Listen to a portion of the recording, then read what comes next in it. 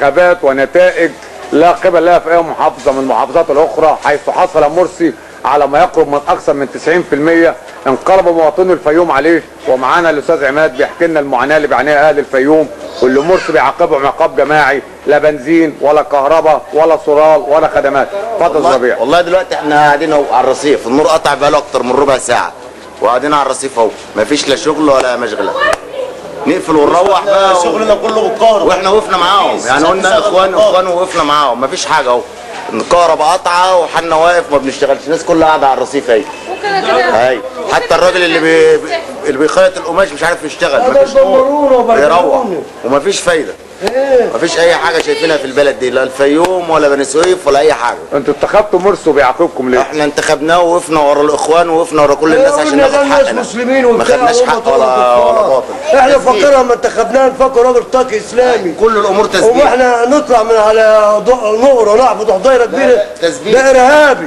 تثبيت برضه، كل ده تثبيت، اخوان تثبيت. والله العظيم تثبيت، يثبتوا الناس ومفيش اي حاجه، قاعدين اهو نور قاطع وشويه الميه تقطع هي كمان. وعوض علينا ربنا. المحلات فاضيه اهي، المحلات فاضيه، كل المحلات فاضيه، المحلات فاضيه، الناس قاعده على الرصيف، اصحاب المحلات قاعده على الرصيف اهي. روح لعلي يتكلم كلمه دول شباب اهو، شباب اتكلم قول والله العظيم ما تتكلمش، اتكلم عن حاجه ثانيه. شباب اهي اهو، ده بتاع شغال يا ابني، بتاع الفول شغال بيوكل الناس فول عشان اخوان جه معوض اخوان.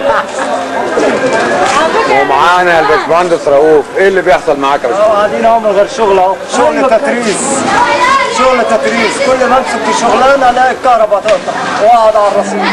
ولا شغل زي ما باجي زي ما بروح، زي ما باجي زي ما بروح، شغل مفيش، كهرباء مفيش اي حاجه، زي ما انت شايف نور قاطع نور قاطع والشغل قاعد مفيش كهرباء. بص انا هروح عند كلاسي. مفيش حاجه، حل واقف بنقفل الساعه 9 بالليل، والله بنقفل الساعه 9 بالليل بسبب النور. احنا من الاخر بنقول يسقط حكم المرشد. أيوة. بس مش هنقول حاجه زياده عن كده، هم يفهموا بقى.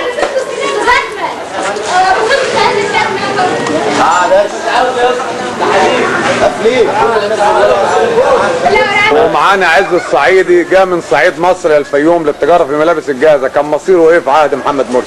والله كان على ايام مبارك كنا شغالين، مسكها مرسي وقفها، حسبي الله ونعم الوكيل.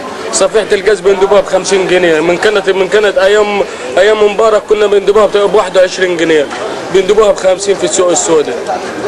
وعشان ندوب الغاز بنقفوا 3 ايام، ولا في بيع ولا في شراء، وقف حالنا. دخل لنا من دم الدين واحنا اعمياء، ترى هو راجل نصاب ووراه شله نصابين. اقول له ايه؟ والله العظيم بيقولوا يا الدم يا الكرسي، يا الدم يا الكرسي. طب بيعاقبوا الفيوم ليه يا عمده؟ ايه؟ بيعاقبوا الفيوم ليه؟ عشان انتخبناه وقفنا وراه. مين اللي بيعاقبها؟ لا تبالغوا ولا تبالغوا. لا احنا شعب طيب. عايز تشجع لك كلام لو سمحت. لا ما عندناش عقاب، احنا شعب طيب. احنا شعب الفيوم شعب طيب ما يعرفش عقاب، بنسقف ورا الصالح وبنقلب على السيء، ما فيش عقاب. بس احنا شعب طيب، احنا لما بنشوف الغلط بنقول غلط، بنشوف الصح هنقول صح، بس هو كده الحكم ده ما ينفعش. احنا عايزين واحد ناكل عيش، عايزين ناكل عيش والله، عايزين ناكل عيش. كل الجماهير اللي واقفه ديت رافضه القانون الاخوان ده او الحكم الاخواني. احنا ناس مسلمين، هم يعلمون الاسلام، يعني كنا الاول كفر ودلوقتي هيعلمون الاسلام. على طول عمرنا مسلمين موحدين بالله. الاسلام الوسطي اللي هو نعرفه من ابائنا واجدادنا وطلعنا عليه على كده. الله يفتح عليك.